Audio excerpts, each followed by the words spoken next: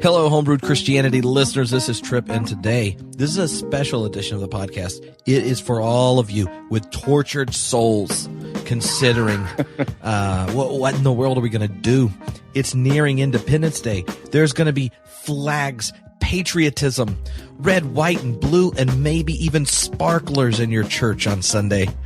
And I thought to myself, we should talk about this. And clearly, I called up my hotline to the Hauerwasian Mafia, and Jason picked up. And I was like, "Well, I've got the red phone here in the office." Yeah, is it a red phone? I feel like that's more of like the Christian Socialist phone. Like it's It looks like the flag of Texas. The Hauerwas phone has the flag of Texas. Okay, good. Well, yeah, Jason. So then I was like, we should clearly have a homebrewed and Crackers and Grape Juice tag team experience. So, boom, here we are. So before we jump in, what was your favorite tag team? My favorite tag team, the Rockers. Yeah. Really? Yeah. Okay. What's wrong with the Rockers? Myself. Which one you like the best? The Road Warriors. Yeah, they're good. And back in the NWA days, though, not WCW or WWF or E. It's Road okay. Warriors. Do you still like to watch professional wrestling? I secretly will spend nights wasting hours researching what happened to all of those guys on Wikipedia. That's a rabbit hole that you can never come out of. Well, over my desk is a signed picture of Ric Flair. That's really awesome. The Nature Boy. One of the greatest men to come out of North Carolina. The Nature Boy. It's like we got Michael Jordan, James Taylor, the Nature Boy Ric Flair. Stanley Hauerwas now. He's from Texas. But he's going to be buried in North Carolina, he told me. Well, all right. Look, so for people that don't know who you are, and why talking about patriotism in the pulpit and such is a tenuous issue, why don't you introduce yourself?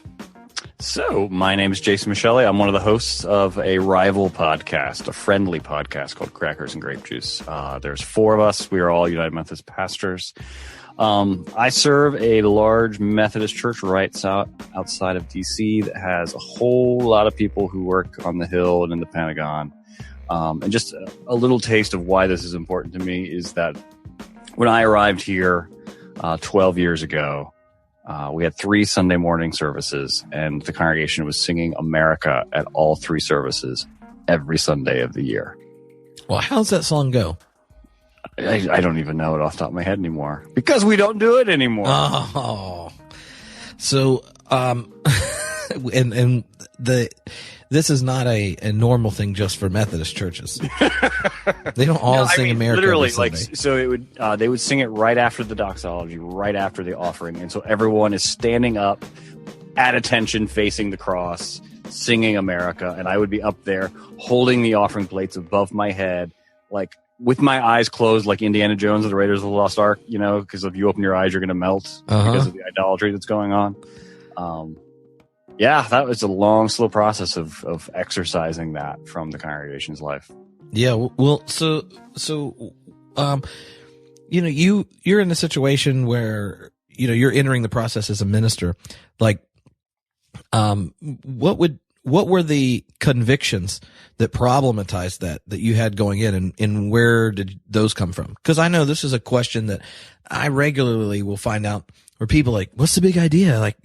Of course we love America and sing songs on Independence Day, and you're just taking this way too seriously, Trip. That I think as you can argue with me, I think there's a lot of on ramps to this problem, right? I think fundamentally it's a failure to understand what we mean by the lordship of Christ. Mm-hmm.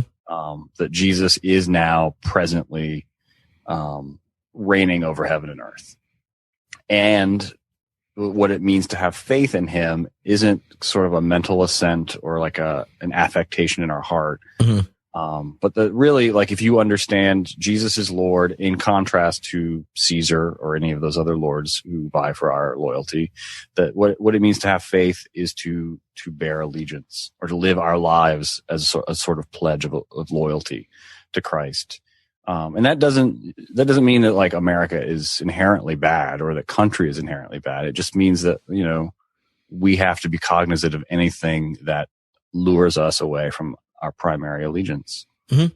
So, I imagine that a lot of people that get uncomfortable at the church being too political. You could imagine someone being upset about the church being too political and not being upset about being, rah-rah for America.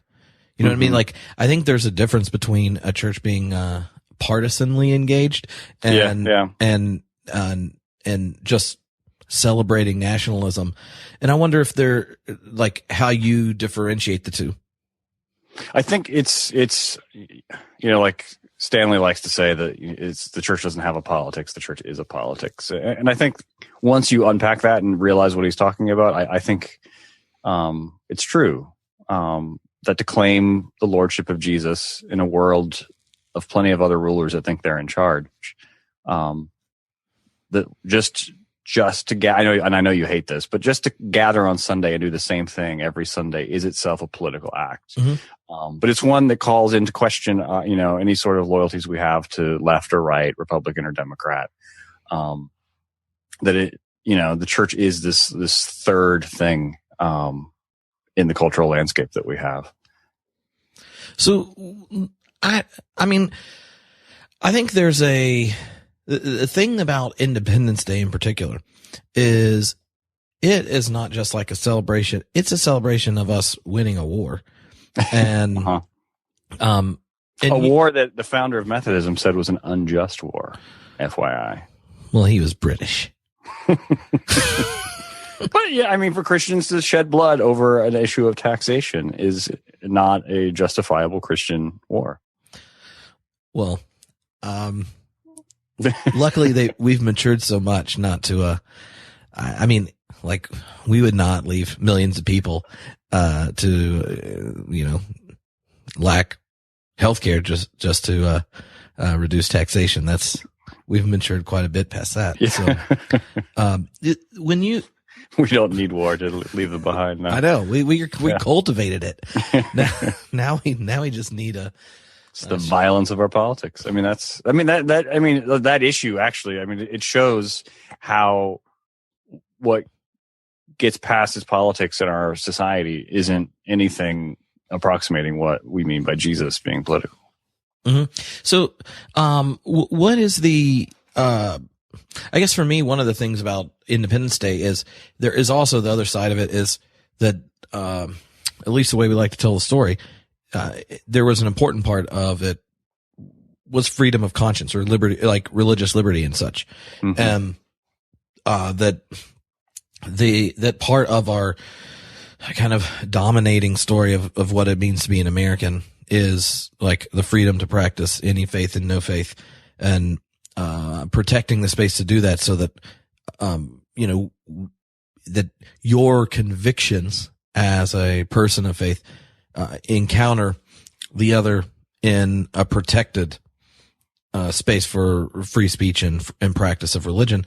And yet that free and open space is intimately connected to the passive, power of the state, and externally, outside the United States, a rather ongoing, active power.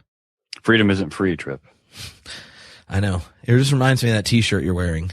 I don't know if y'all can see Jason's t-shirt. It says his pain, your gain. And has, Jesus like doing a push-up with a cross on his back. That's right. On the back, it's got one cross, 3 nails, 4 given. Ooh. 4 freedom. Yeah. But, so when you think of the questions around, freedom and liberty, I think there's like lots of nuance to it.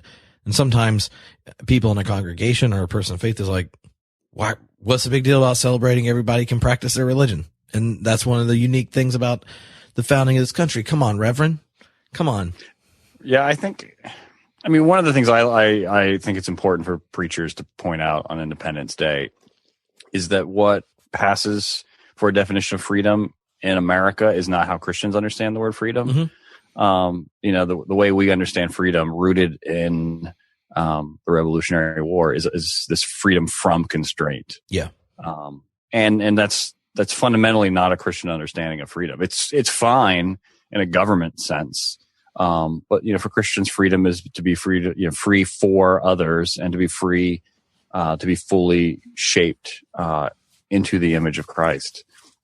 And so it's a freedom that invites or necessitates obligation to others. And so I think it's, because it doesn't do any good to just like take the idol of America and smash it on the 4th of July or that Sunday. Like, I mean, you have to give them something else instead, I think. And you have to be patient to do that over time. But like, calling attention to like how Christians understand freedom is different. I think that's important. I think, the danger in celebrating Independence Day in church, other than that it obviously violates the first commandment. The danger is that the nostalgia with which we celebrate Independence Day in our country, I think becomes an ideology that is dangerous for Christians. I think it's Bonhoeffer who, and Bonhoeffer loved his country, like, despite, everything they did. Like Bonhoeffer pointed out, like the danger in patriotism isn't that it's bad to love your country. It's the danger is that too often patriotism does not allow you to express confession or repentance for your country's guilt. And I don't think that's welcomed in most of the celebrations of the 4th of July that we have. Yeah. I mean, I think there's a sense that the more piety you can connect to something, or a person, then the more cruelty you're permitted. And so, I mean, if you think of just like why is it that a single mother in a congregation gets shamed by having a live-in boyfriend, but the minister can get caught fooling around on the side? And you're like, well, he was struggling and there's a path of reconciliation. And so when I think there's a unspoken or unconscious element that the desire for nationalism being part of a worship service is there, because we know there's plenty of things not worth celebrating. But the moment you go, okay, so honestly, how I spend my money, time, and power are all things I basically already like it how it is. And I'm not really comfortable imagining a world where we're not the indispensable nation, and making it very clear to the world that if you screw with us, your life will be horrible. I also don't really feel like rearranging the global marketplace so that there's benefits accrued elsewhere when they should just be accrued to our middle class, because ours are clearly more important than the poor elsewhere. Like, there's so many things. The moment we allow ourselves as Christians to ask, like, is this good? Is this just? That our trespasses built in to the structure of power that is connected to the United States, that I think singing, God bless America or whatever, is a way of just patting our conscience on the back and saying, well, whatever the bad parts are, don't worry. It would be way worse without this. When you experience in a congregation or as an individual, a voicing suspicion about kind of American imperial reality, or the way it holds in place certain economic patterns or whatever, or even down to as a progressive Christian, like, we will tweet on things that represent dead children about, like, being more inclusive in our congregation. Or whatever. And so the celebration of the country is in part like a community saying, let's live in denial, because responsibility, if we're honest, about the consequences of our actions, would be demanding. No, I think it's worshiping a God who's not going to judge you, right? I mean, that's what you're saying. To worship the God of the state or the idol of the state isn't going to call into question how you're, complicated in your allegiance and what you participate in as an American. And I do think, I think it's important, sort of like for Bonhoeffer, he emphasized that the role of Christians in Germany was to confess their own culpability in creating the society that they now confronted. And so I think it's important for Christians to not pose America as the other, but to point out things like racism and economic inequality, and confess, to what extent are Christians in America culpable for this system? So that exactly. And I think that's always best for preachers too, to rather than wag your finger at the congregation, to what does it look like for me to confess my own culpability in all of these systems, and to feel overwhelmed by an inability to do anything about them, rather than take a tone of judgment from the get-go, I think.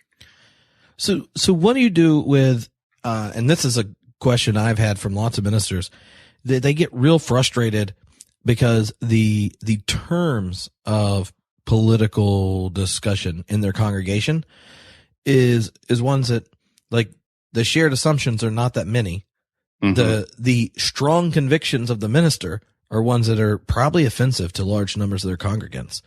And then there's this frustration that I think you get if you're a minister. If you're a minister, the experience of people not wanting to think and wanting just to trust that you do it for them, and not really wanting to believe, but they're going to outsource it to you. And it's a creepy thing to experience when you first start experiencing it. You go, not in a derogatory way, but they're being a fool in the sense that they have no interest in what it is they're believing. And you are no, that's not what I want. That's not my job.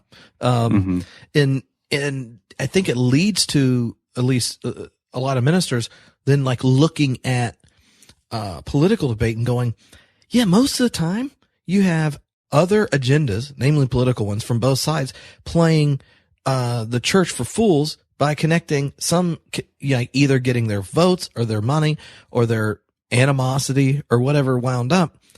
And they're being strung along by someone that knows they really don't want to think about it. So they're just manipulating them and playing them.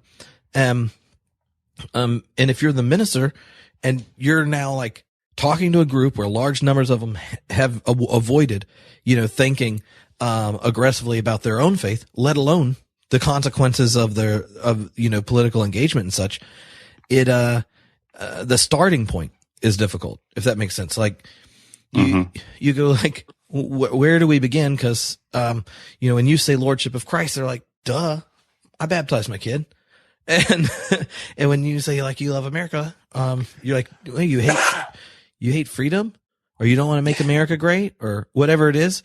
And there's so much vagary that when you make things clear, as a leader in your congregation, you are simultaneously offending them politically as you're also, defining the faith in more direct ways that makes them feel judged.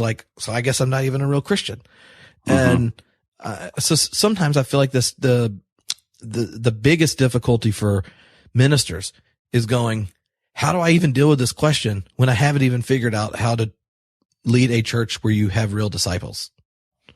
I think it's, in trying to make disciples of them, you end up offending both sides equally, in a way that gives you cover.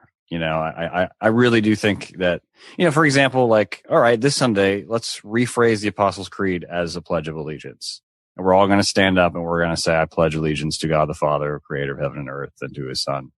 And just little Bible passages, the kingdom of God is at hand, repent and believe in me, changing that word believe to, give allegiance to me, which, in the Greek is just as good a translation.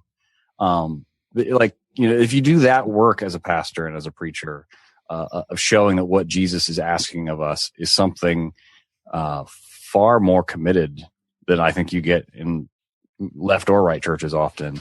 Then it becomes obvious to them that neither of the political options available to us really count for what Jesus demands. Does that make sense? Yeah, I think so. I'm probably I think to engage the congregation politically, I think it has to start with the theological. That's what I'm saying. Mm-hmm. And so what do you do with the fact that on certain patriotism is used differently depending on your political perspective? Mm-hmm. And patriotism is, at least for more progressive people, experienced on the right as like the means by which you just cover over any questions around like the consequences of your policy. Mm-hmm. And which is different than patriotism and nationalism stuff being used as like a call to public service and the state doing a better job doing what it does and things like that. Mm-hmm. Yeah, I think I was just thinking of it because if your context is one where you have a lot of people that are in the work in the government and for the state in some sense, as individual Christians, like I think we would want people to see their vocation as a place they're living out their faith. And like a school teacher, you can be a better or worse school teacher, and your identity as a follower of Christ should impact how you do what you do. And I would hope that people see their jobs in the government in like a similar way. And I guess, just whoever is listening to this, the people in my congregation do take the faith claims upon their work seriously, even if it leads them in divergent directions politically. And so like it's this weird thing where I've got a handful of like senators and whatnot in my congregation, but it's easier for me here to preach with political implications than it was in my previous church, where it was people whose political involvement was limited to watching Fox News. And so professional people who are engaged on a professional level in politics are different, I think, than just people who consume it as a partisan snack at night, if that makes sense. And Donald Trump's been a great boon to the church, I think, in one sense, because like everybody knows, the gig is up. Most people in my congregation who work in politics know, they know the emperor has no clothes, like they know that the system is broken. A lot of them are worn down by cynicism. And so to hear that, like, oh no, like none of these people are actually in charge. Jesus is that's a life-giving message. What do you think, Teer? You're sitting there smiling. Well, I just got here and I didn't want to That's because he's late for everything. Okay, so I was late for two reasons. Number one, the Verizon guy was fixing our internet. Number two, my new church, the staff bought me a birthday cake, and so I was eating cake. Oh, so, is it your birthday? Well, last week was. No, neither one of you wished me a happy birthday. It's okay. I didn't know it was your birthday. I spent my birthday at a 4-year-old's birthday party. What are you talking about, Jason? We clearly scheduled this so we could tell him happy birthday. Happy birthday to you. Happy birthday. So the conversation is partisan politics and faith? Is that so I can get caught up? Oh my gosh. I was eating cake. Okay. So Jason, you're talking the way you were talking about professional politicians versus those who consume and their ability to see their faith within their vocation. Is that because they understand that what the rest of us are consuming in the evenings as we're sitting down next to our sweetheart eating popcorn and watching Sean Hannity? Is he still on TV? Yes. Okay. So as we're sitting there watching Sean Hannity, is that because the professionals know It's a game. it's a game and it's all about ratings and not really about politics at all? It's a game. It's a negotiation. It's a means to an end. And there's no allusions to ideological purity, which I think is a helpful thing to remember on the 4th of July when what we want is to express ideological purity. But why would you talk about the 4th of July on July 2nd? Like, why is that even a conversation in church? It's 2 days later. It's Tuesday. It's like a million years from now. A lot of preachers out there do not sense the freedom to not celebrate it. Like that. But the lectionary text has nothing to do with independence. That, most of the texts, most preachers probably aren't using the lectionary, and they don't sense the freedom to just focus on the gospel. That's true. You go to like a church and they've got a 50-year tradition of like, we're going to pass out little flags and do whatever. Well, like last year when they asked me to lead the Pledge of Allegiance on the Sunday before Memorial Day, I teed that up for you nicely. Man, what did you guys do? do? It's the 8:30 service, and I'm walking around doing my normal youth pastor thing on a Sunday morning where you're walking around looking busy so that no one asks you to do anything. Tripp knows what I'm talking about with that. Yeah. And so I'm walking around. I made the mistake of walking by the sanctuary, and the organist, who has more power, as most of you know, in a church than a senior pastor or even a district superintendent, comes up to me and she says, "Teer, the Boy Scouts aren't here yet. We need someone to hold the American flag for the beginning of worship." And I asked her why, and she said because they were going to be doing the Pledge of Allegiance. And I told her that I had to go get ready for Sunday school, which was a total lie. It was a cop out, but I just didn't want to deal with it. And she got a little gruff and then grabbed one of the 80-year-old ushers, and he went up there and held the flag. And then the Boy Scouts came, and there was a nice handing off of the flag to the Boy Scouts. And we had our Star-Spangled worship service where it was hard to tell who we were worshiping or what. And I think that for me, that's the heart of the issue, is that expressions of patriotism at, baseball games and all of that liturgy is actually liturgy. And what people are experiencing is an actual religious experience. And that's the problem, because for most, I think it's left and right. I think most Christians in America, like, the story of the flag is a more powerfully felt story than the story of the gospel or the story represented by the table. Well, it's like Tripp was saying earlier, right? Even on both sides of the political spectrum or theological spectrum, you have strongly held beliefs that, if you were to really get down to it, aren't really that unlike one another. They just have a different focus. Mm-hmm. Whereas, conservatives, both politically and theologically, in my experience, and I don't want to cast this on all in those groups, but the flag does belong in church and it should be in church, and why wouldn't it not be in church? But then progressives want it completely thrown out of the building, and we end up worshiping those two different sets of ideology. And do you think part of it is that, like, the flag represents being conservative politically? Like, I think it's one of the things I've thought is, yes, like, yeah, like it doesn't represent, like, actually loving your country. And as Christian, loving your country should mean putting it after your attentiveness to the call to discipleship. And like, you're a good citizen after, not before. But part of being a good citizen, at least if you're a Christian, should be like being a good citizen of the kingdom of God, as well as like wherever you happen to be in the globe. But like, I think it's stupid that progressives let conservatives take the flag and all cool theological words. So that then, to sound like an American or a Christian, everyone assumes, like, obviously he only likes straight white men and penal substitutionary. It's true. Yeah. You use the word justification and all of a sudden you're in another category. Yeah. And I think that's dumb. But I think, like, what this made me think of is our church, a very, like, military industrial complex, millionaires in LA, the church I worked at, lots of Boeing executives and Raytheon. Like, I made I made a drone joke one Sunday, and it didn't go.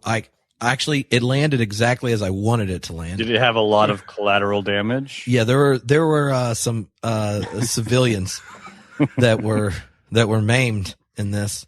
It's always hard to estimate the collateral damage correctly. I don't know what you're talking about. We have great oversight. Our technology is brilliant. These are precision devices. That's the thing. Like even like drone warfare, that's the place where like Christians like it's precision. It's precision.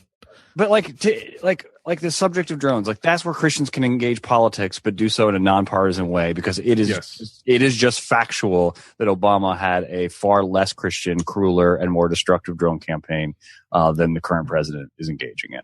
Like, yeah, he hadn't even figured out how to do it. That's his problem.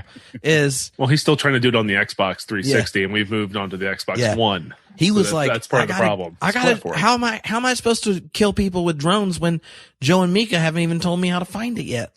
but I do think I think a lot of people in the pews rightly don't want to hear politics from the pulpit because it's usually cast in like left or right terms. We had a UN I do flag. think that's true. That I think Christian leaders have not been creative enough in making Jesus political in a way that transcends the two choices given to us in the marketplace of democracy. We had a UN flag at my church.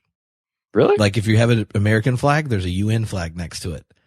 Yeah. Is there an American flag in the sanctuary at the hatchery? No. I'm just wondering. I don't think Well, I'm sure one of our listeners will mail you one. Okay, good. I don't think Valgas, if you're listening, please mail Trip a flag. My parents were church planners, and when someone wanted to get an American flag for the church building, because we had no building for 10 years, Dad's like, that's a great idea. We just need to make sure we get a flag for every member, the country of that every member comes from. And that way we can just have them all like hanging on the wall. They got all the different African countries over here. We got all the European ones over here. Like anyone with a family come from any of these countries, we got them all there because all of you, is welcome at Christ's table. This would be it'd be a lot of fun. The guy's like, it'd be kind of busy. I don't think that's a good idea. He's like, that doesn't match with the liturgical season though. You wouldn't want someone visiting this church or someone coming in and thinking only the part of their family that's Americans welcome at Christ's table. We don't want to do that. So you got to celebrate it all. We know that's true. But. And Dad was so funny. He's like, it worked. Like I took it seriously. And it was like, we got to have all the flags. And he's like, maybe we don't need one. Like, I think it's best if everyone to feel welcome if we just don't have flags in the sanctuary. And he's like, I guess we could do that too. But yeah, I think but the UN one, that fixes everything. You should try it this Sunday, Jason. The UN fixes everything. There you go. Yeah. And there's a lot of people for like whom, the flag doesn't just represent, conservatism, but they do have a relational or family connection to someone who died. And so it is personally felt and not wrongly so. And so and that's where I think, like Stanley Hauerwas has written a lot about the sacrifice of war, isn't those who die in it. It's the sacrifice of their normal, innate human unwillingness to kill. That when we ask people to go to war, that's what we're asking them to sacrifice is the humanity that is made in Christ's image, who gave his life rather than to take one. I think there's a way on like occasions like the 4th of July, to acknowledge what is personally felt and rightly so, by a certain people. But also point out that, how you think about that as a Christian is more nuanced, and then because it's not only do we ask them to sacrifice that, we ask them to not talk about it when they come home. Yeah. And one of the contributions that the church can make America, as Tripp was saying, is to be that space where we let them talk about it. In a culture that just wants to wave flags, and have scenes that look like they're from Armageddon, the movie, not the event. like we can be the space where we let them like talk and let them afflict us with what we've asked them to do. I think that like that's an important task and makes a lot more sense on Memorial Day or Veterans Day. Yep. And I also think that you should have as big a celebration for Labor Day. Holiday. It is. Like Memorial Day is not the same thing as Veterans Day. Veterans Day and Memorial Day are definitely not the same thing as the 4th of July. But as long as you can attach some fireworks to the back of your truck and get a case of beer that has a flag on it, like you're good to go. And that's just kind of what we've boiled it down to. Miller Lite has not put out like UN flag cans yet. Where you got Would you start drinking Miller Lite if they had UN cans? At least once. I bought a Bud Light can that was a Laker logo. And maybe Theology Beer Camp, we can get one of the breweries to do a it did UN not can help. for us. The Laker can did not help it work. It is still flavor wasn't there, but this can was pretty. Got the purple and gold. His can was pretty. So because I would think the questions around Independence Day theologically are more about how you understand the vocation of the church and the state, and that one of the difficulties I think progressive Christians have is the language we use theologically. We borrow from like liberation theology or post-colonial type stuff, and or radical Anabaptist tradition, and most progressives really don't want to. They don't really want to be nonviolent or to advocate that, and they don't really want they don't want the privileges of being a citizen of the most powerful country of all time to disappear. And so what we end up doing is like having theology. It makes us feel good. We're like, yeah, turn the other cheek and shit, and you're like, oh, that's so good. And I love Gustavo Gutierrez, and I do too. But he does not like, what do you do? How do you think politically and theologically as like an active, engaged citizen of the most powerful country determining the future of this planet and the lives of poor that don't vote? Like to me, I think progressives borrow theology that doesn't fit for the fact that most of them are still Niebuhr fans. And I think that's spot on. Now, I personally am a Niebuhr fan, but then it drives me up a wall because they say crap and I'm like, yeah, but come on. Deep down. So like, how do you experience that? Like in your own settings, like how do you even frame this conversation theologically where it doesn't turn into either, I think the difficulty is it turns into either ors pretty fast the moment you leave borrowing theology for a different context. So you're like, oh, well, you're not a nonviolent pacifist, then obviously you're not a Christian. And the other's like, yeah, and you're like a hippy dippy who can say that because everybody else knows Jesus wants them to shoot somebody if they get in the way of our country. And the church doesn't go like, well, who are we and what is our responsibility here? Well, it's like when we were in LA, it was either the day of the inauguration or the day after the inauguration. I can't remember. It was both of them, but they blurred together. I don't know why. And Jason made the comment that there had been a lot of assumptions that over the course that everybody in that room had voted for Hillary Clinton, or maybe not voted for Donald Trump because of the crowd that was there. It was a more liberal, progressive leaning crowd. But Jason like pointed out that like statistically that's not true, and we forget that within our camps that we like to say that they're not one size fits all. So like you can't say all progressive Christians are this, or that all conservative Christians and even conservative Americans are gun-toting lunatics. They're just ready to pop off rounds at the first thing that moves that scares them.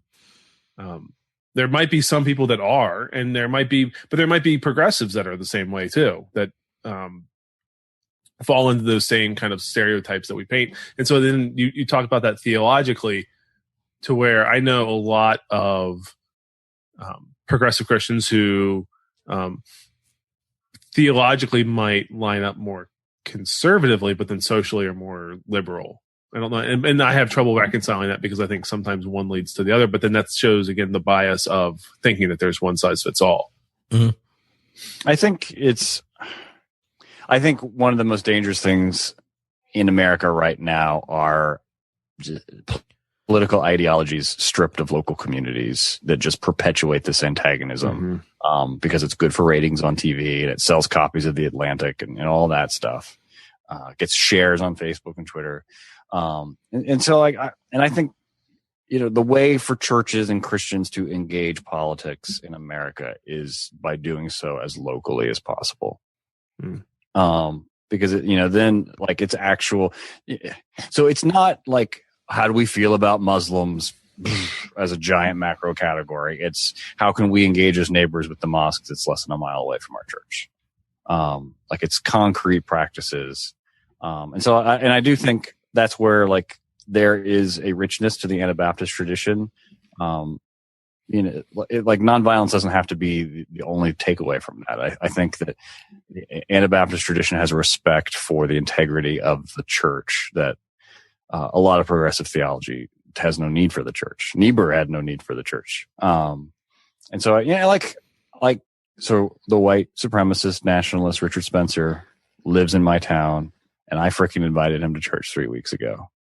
And now all of Tripp's progressive people are going to assault me on Twitter.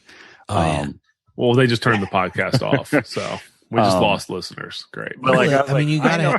I know it's where okay he to lives, witness to protesters outside of his house every day. I was like, I know where he lives. I was like, I can preach about how God died, for the ungodly in Jesus Christ, or I can like embody that by like taking the most freaking ungodly person I can personally think of off the top of my head and like freaking inviting him to church. Wow, maybe you actually don't live that far from the White House, so. Actually, my wife went to Soul Cycle yesterday morning with Ivanka Trump. Not like they didn't go together, but they were in the same Soul Cycle class. I shared that on Facebook. What is Soul Cycle? My wife got super pissed because she thought, by the way I phrased it, that she went with Ivanka Trump. What's Soul Cycle mean? Go to brunch afterwards too. It's like CrossFit for girls. Of Oprah? It's like CrossFit for women who want to be encouraged by an instructor to Beyonce music. So they ride bicycles to pop music. And does Allie say things like, "I'm feasting and beasting at the gym"? You can do it. Like that. But yeah, so I think I think we like one of the things the church can do, like on Independence Day, is to express appreciation and gratitude for the most local expressions of America they can find.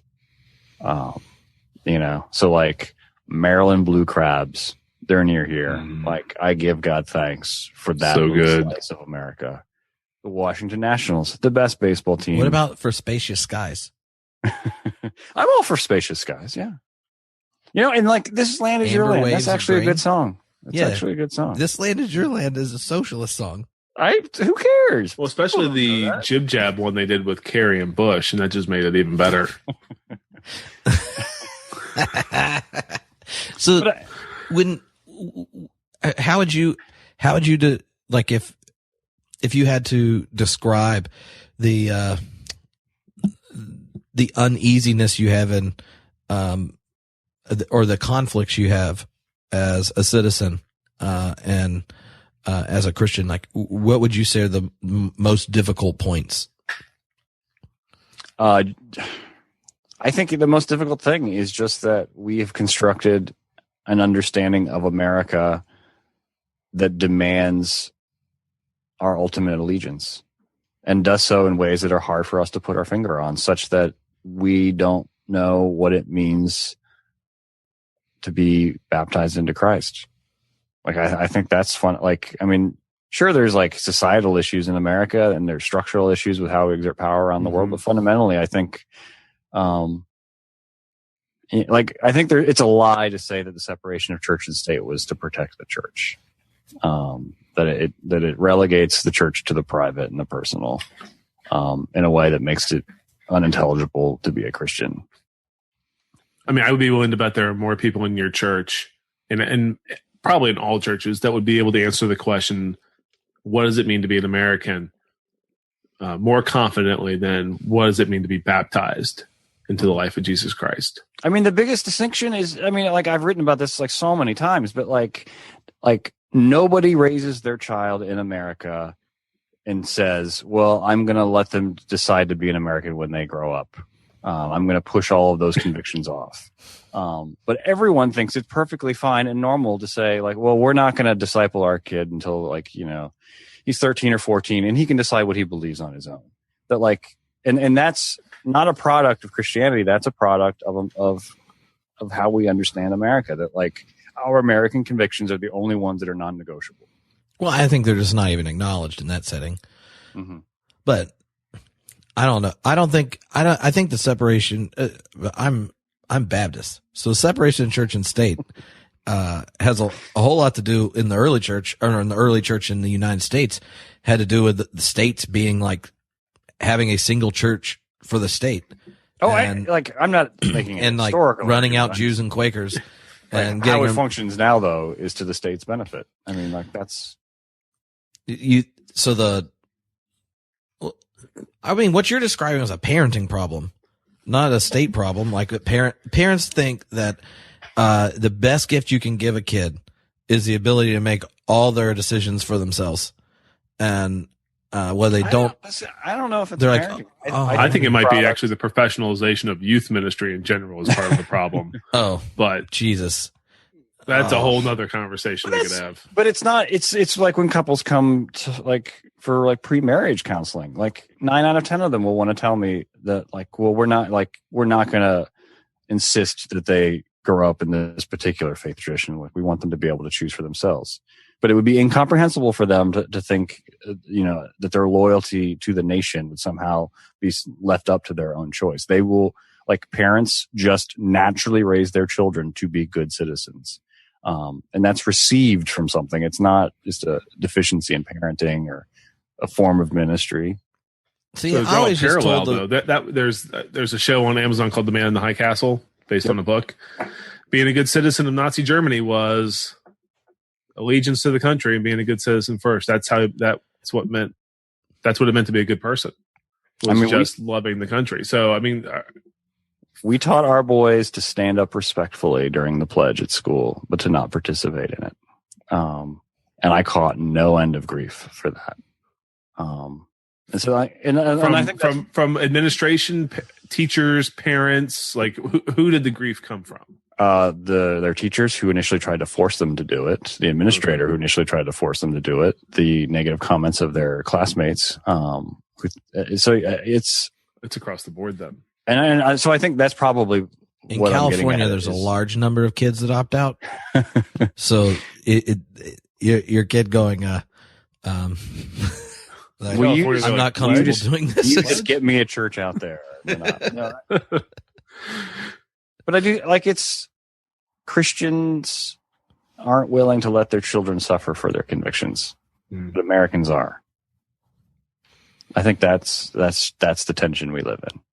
Well, I don't even know if we're letting many Americans at this point suffer. We let poor ones like that. Well, like true. when it goes to who ends up, but we mythologize. Yeah, we mythologize our children suffering for America.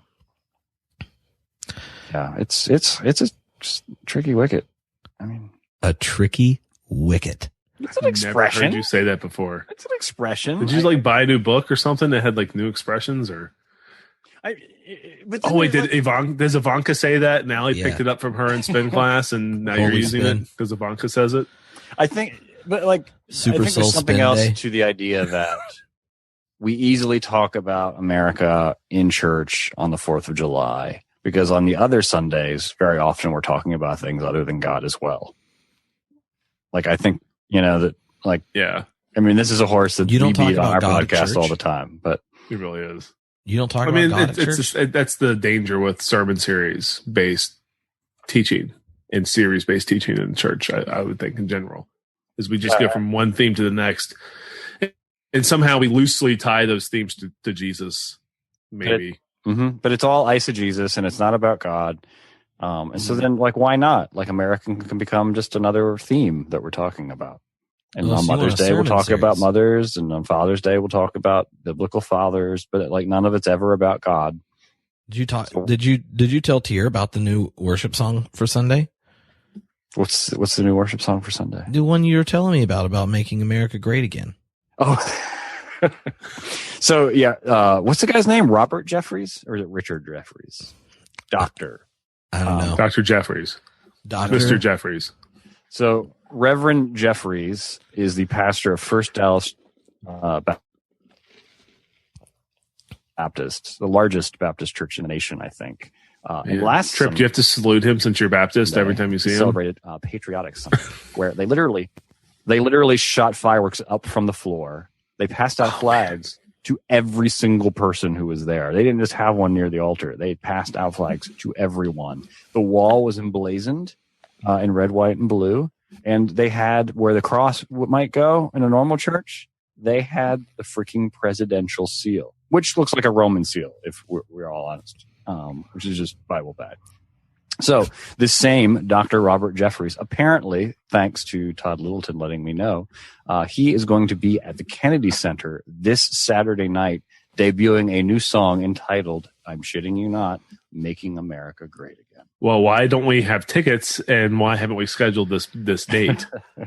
I'm just relieved that Jeffries is finally doing this expression of idolatry, not in a church, but in a place like the Kennedy Center. Like, at least it's a more appropriate venue. I mean, you caught crap for bringing a goat in church. I can't imagine fireworks. It makes me so angry when people are like, insurance is not those happy. stupid Israelites, what are they doing worshiping a golden calf? Ha ha ha, we'd never do anything like that. Boom shakalaka. Sparklers. Gonna make it great again. Gonna turn up the red, white, and blue. America, she's been whoring out all this time with Obama. And now we're gonna put flags on our Bibles. Now we're gonna build a big ass wall. And now we're gonna just shoot random Muslims, 'cause that's what is great after all. God bless Donald Trump. No, I think then you have to go with white is great after all. Go ahead and sing that verse, Trip. We'll isolate it. Oh yeah, okay, that's good. So I have this. I really do think there's got to be like a bunch of like mid 20-year-olds who are like read too much Ayn Rand, and their task is to like sit around on the internet and come up with ways to piss liberals off. That's all they do. And then they were like, "Hey Donald, you know is there like a completely like, I don't want to say that. You'll edit that out. But like, if you got is there somebody that can't differentiate Jesus in America?" And he's like, "Yeah, I got somebody. We have a worship song for him." Like, yeah, okay. That's where, but I do like to get back to like the idea of local engagement. I think, because America functions as a signifier for this group of people, but like, something like social justice is a signifier for this other group of people. And they're just used in opposition to each other. And like, the more like Christians can engage both on a relational level, I think that's kingdom work, I think.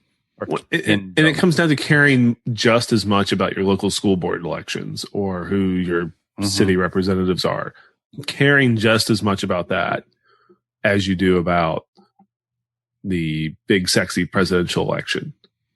I mean, I couldn't tell you when we lived in Chesapeake, who I knew the mayor because I met him at Starbucks, but I couldn't tell you who any other government official was. And I voted for 2 years while I was there. And I'm probably, hopefully, now that this is public information, I'll be a little bit more knowledgeable here in Arlington. Probably not, though. Well, I like say some of these things I just don't like. I don't quite understand how you're a Christian that's like, let's take away healthcare. Like, I don't get that at all. Or that. Well, it's because your fault. It's your fault that you're not healthy. I realize that. I just like I'm probably progressive when it comes to politic things. So like, and And I would probably be that way even if I didn't like Jesus. I'm just saying, like, I don't get as a Christian when like real basic issues, I don't like underfunding public schools and coming up with ways to get money that would have gone for much like let people with less education and access to go to your private Christian school that probably is only one race like that. Like I don't, or you obviously haven't read the Benedict option yet. I read the first page of it and got through about half that interview you did with him before my eyes were like, either we're leaving your body and, like that guy just sounded like an angry old man. That's all like, he wasn't angry, but I thought Rod was nice. I mean, I didn't agree with a lot of what he said, but I thought he was a nice guy. No, he was nice to you. His ideas are like, like it just sounds like he was born 300 years too late. But back to your question, I think it's all about power and power in consolidating it for myself and getting me things that I need to make my life and my constituency and the people I like to be around to take care of them better.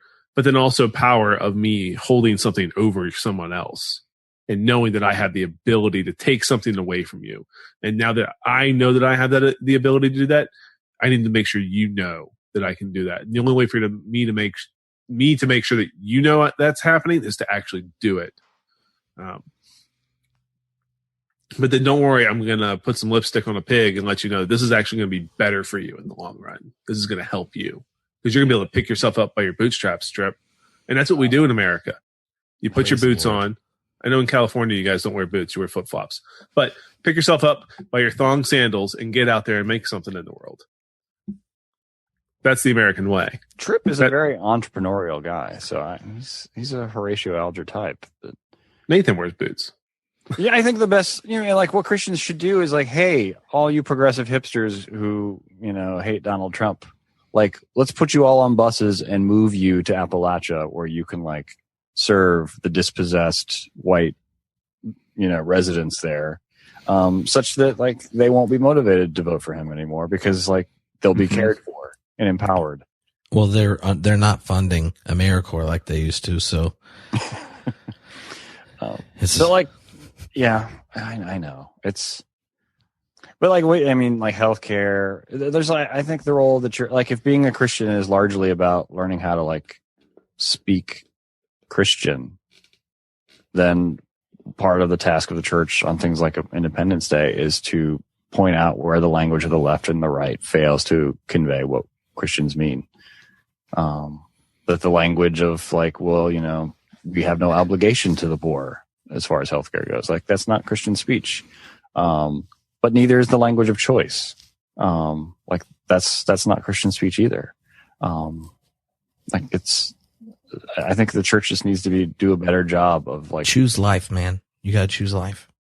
But like that, like see, even that language is problematic. Like, no, we don't believe like in a right to life. Like I was giving you a hard time.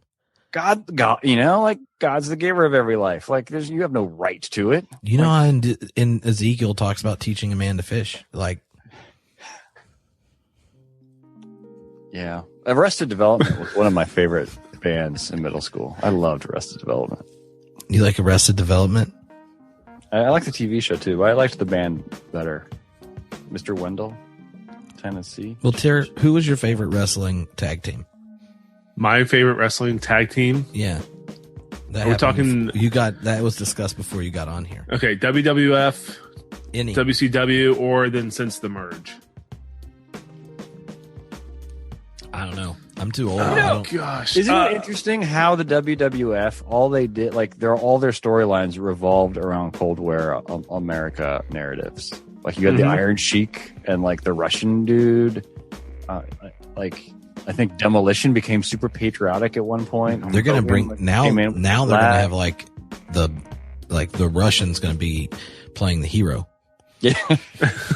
I mean, Donald Trump being elected might be the best thing ever for them. Well, and Linda McMahon's in his cabinet, so done. I know, because more fireworks and flags for everybody. Running small business. But that like proves my point. Like even like so, it's not just at like the liturgy of opening day baseball games. It's like entertainments like Armageddon. It's not entertainment, Jason. It's real. Any Michael Bay movie, like the people who come to our churches are more formed by those storylines than they are by the gospel narrative, which they only get one Sunday a week, if that. But back to the question, my favorite tag team, Legion of Doom, Hawk and Animal. I always wanted a pair of shoulder pads with the spikes. Because I remember one, I don't know if it was WrestleMania or whatever, they took them off and threw them into the ring, and the spikes stuck into the ring. They were so badass. Oh, and their paint was amazing. I was at a WWF event at Mount St. Mary's College in Thurmont, Maryland, when I was in probably elementary school. I had a sign. I only remember what the sign said, but they have the walkway from the tunnel to get to the ring. And I had my sign out, and one of the wrestlers ripped it out of my hands. And I was wearing my Bret Hart sunglasses, and he ripped the poster up, and threw it at me, and I was so angry and happy all at the same time. I was like, "That's best cool," moment of my life, because that's on TV. Oh man, You're probably on YouTube right now, Teer. Yeah, I wish. Yeah. There's going to be a little Wikipedia entry on Bret Hart's Wikipedia. Crackers and Grape Juice co-host Teer Hardy. Co-founder, so not just co-host. I'm a co-founder. Trip was called Road Warriors when I was a kid. That's right. They had transitioned. They transitioned to a new identity, not a new sexuality, a new identity. Yeah, because identity does not mean sexuality. Jason, come on. I missed the Progressive Youth Ministry Conference. I'm sorry. Well, you missed other things. I heard. Yeah. But are there any other questions that we have left undiscussed? I'm sure there are, but I don't know them. Other than I support the separation of church and state and Reinhold Niebuhr. That was all. That's all. But Reinhold Niebuhr had no place for the church. That's his whole. I know, but he has no place for the church. I do think. I know. I mean, that's why I found out. I looked up Stanley Hauerwas and asked him. And he said,